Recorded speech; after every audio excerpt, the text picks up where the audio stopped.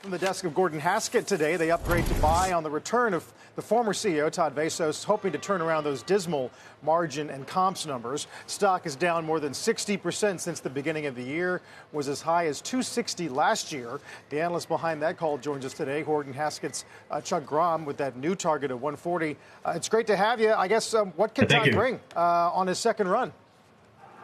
Yeah, well, I think there's a lot of mistakes that were made over the past couple of years, some of which are under Todd's watch, and then over the past 12 months with CEO Jeff Owen. So some changes need to be made, and in our upgrade note today, we outlined a number of initiatives which we think they should undertake. The first of which is to slow square footage growth to rebase, and we also think they need to more invest in price and labor to sort of get back to what DG was over the past decade. And keep in mind, Todd's been there since 2008. He knows the business probably better than anybody. So we like the move here by the board. How do you best explain the performance of the dollar names in an environment where the thinking is that there is degradation in the consumer, especially at the low end?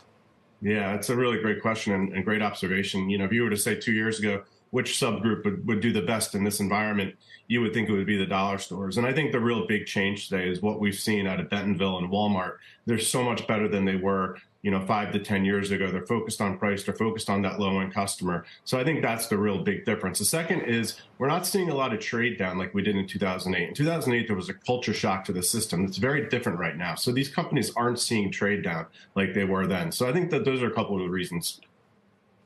But there has to be something in management or execution-wise that was lacking here that got the market so excited about a new CEO. It's not just a category thing, is it? Well, yeah. Well, from a company-specific perspective, we really think that Dollar General got really loose with labor. They didn't invest enough in their stores while they added a lot of complexity to those stores.